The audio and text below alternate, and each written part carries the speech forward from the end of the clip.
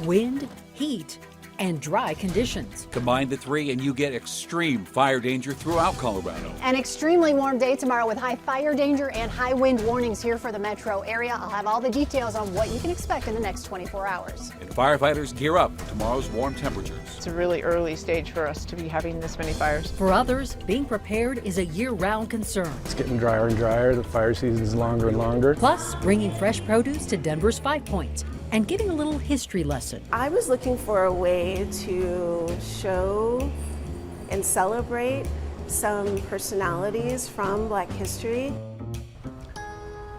Well, good evening. Thanks very much for joining us for Denver 7 News at 5. I'm Shannon Ogden. I'm Ann Trujillo. Tomorrow's weather outlook, well, it isn't looking great for our risk for wildfires, so we want to help you prepare. Just take a look at this map from the National Weather Service. A light pink area stretching from Boulder to Pueblo under extremely critical fire danger tomorrow.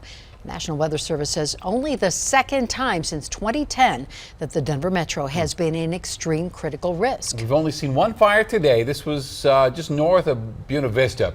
Crews say it's about 2 acres and they are working to get this one under control. Meteorologist Stacey Donaldson joins us now to talk about that fire danger for our weather action day. And Stacey, we're going to hit the 80s tomorrow and combine that with 65-mile-an-hour winds. We all need to be on alert. That's right. It's going to be hot, dry, and windy, the trifecta for getting this fire danger here across the Front Range. If we could take weather one, that would be great, because we are going to be talking about high fire danger across the Front Range and the Eastern Plains going through the next 24 hours. And as we see this high fire danger and the heat elevate across the Front Range, these weather conditions will influence the fire behavior. So anything that sparks tomorrow with the high winds and the heat, it's going to be very hard to contain. 41-mile-an-hour gusts right now in Denver, 45 in Sterling, and 44 in Lyman.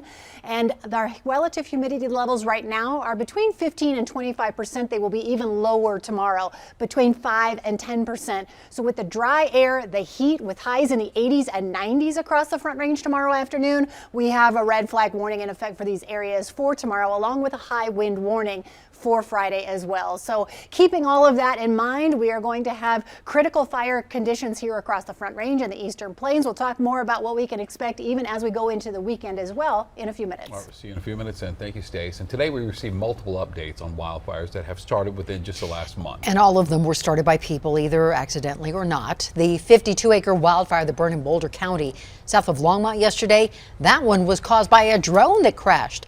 It turns out that drone belonged to 3 researchers in CU's Aerospace Engineering Department, and they were actually there using the drone to study the weather when it crashed and the battery burst into flames. The researchers attempted to put out the fire with a fire extinguisher with no luck because of those high winds. Now, the Boulder County Sheriff says since it was an accident, those researchers will not be charged. And Boulder deputies also have determined that someone started the in-car fire near the Bear Canyon Trail. And despite receiving more than 20 tips, interviewing potential witnesses, the sheriff's office has not been able to identify a suspect. Also, the Duck Pond fire that started this weekend in Eagle County near Gypsum was started by someone. And deputies aren't exactly saying how it started. It burned 95 acres and it scorched some campsites, but tonight it is 100% contained. And crews are still working to determine what exactly caused the Monte Vista fire that burned multiple homes in southern Colorado. Monte Vista Fire says there is no indication that this fire was started intentionally. They are still working to determine how many homes were lost. Now, we do know that 6 families were displaced. So if you would like to help out those families and the town of Monte Vista, we have information on how to do so, and you'll find it on thedenverchannel.com. Okay, right now, crews across Colorado are getting prepared for tomorrow's extreme fire danger. And this is especially true for the smaller volunteer fire departments. Denver 7's Colette Bordelon is live in Boulder. And Colette, they just issued fire restrictions in Boulder County.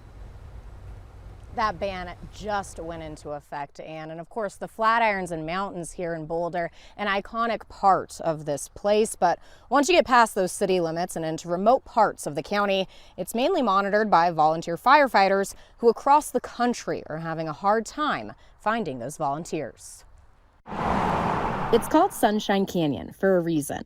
Just enjoying the weather, getting in a bike ride. And Sean Lordy knows it well. Oh, it's just gorgeous. I've been coming up here for probably 30 years, and some things never change, some things do, for sure. One of those changes for Lordy. Now when he rides, he's always watching for smoke. It's scarier all the time. Obviously, it's getting drier and drier. The fire season's longer and longer. An area burned by the 4 Mile Canyon that only has one way out if a wildfire were to come up County Road 83. I kind of get emotional because I know some people that lost their homes there. A challenge seen in more than just Sunshine Canyon. I've been a volunteer firefighter for 31 years. With volunteer firefighters like Janet Winchester, who's the chief of the Sugarloaf Fire Protection District, having to train year-round, ready for anything, and working in more remote parts of the county where there aren't city or county services. We are that person that goes to a stroke in the middle of the night or a car crash or a fire. Those with the Boulder Fire Department say for this fire zone, there's normally 8 red flag days a year, but already this year, there have been 11. But wildland red flag days are days that we actually can prepare a little bit, so we take advantage. They're getting ready for tomorrow by bringing on more staff, ready to help any volunteer departments in the mountains. While people like Lordy hope they don't have to. I'd definitely be concerned living here. Because in some cases, like Sunshine Canyon, there's only one way out. Those with the Sugarloaf Fire Protection District say that it really takes everyone to prevent a wildfire, and that means no illegal campfires. It's the biggest problem they've been seeing. Live in Boulder, Colette Bordelon, Denver 7. Good that everyone's on alert. All right, thank you, Colette. And Denver 7 will keep you up to date on any fires that flare up and the extreme weather we are getting tomorrow. And you can download our free Denver 7 Plus app right now on your streaming device. Today, President Biden announced the U.S. is sending another $800 million in support of Ukraine to defend itself against Russia. The U.S. Treasury also sending another $500 million to help bolster Ukraine's weakened economy. Nearly 1,000 people also today are still holed up in that steel plant in the city of Mariupol. That city's mayor says attempts at a ceasefire failed and those citizens are unable to evacuate. And Russia claims the Kremlin has ordered forces not to storm the plant. Denver police made nearly 60 arrests for street racing last year, and all of those cars were impounded. 21 drivers never got their vehicles back, and one of those cars was confiscated back in June on I-25 near the Broadway exit. Now, in this video, the officer follows as 2 drivers quickly pick up speed as they race on the interstate. Starting at 40, 107, 110, 114, 118, 119, car in the left lane, 123, 123, car in the left lane. Now, anyone caught street racing by Denver police could lose up to 12 points on their driver's license and could have their vehicle impounded for up to 12 months or indefinitely. And even if a driver gets their car back, they may not be allowed to drive for 2 years. A unique grocery store just opened last month in Denver's 5 Points neighborhood. And Denver 7's Micah Smith shows why Melody Market is much needed in that community.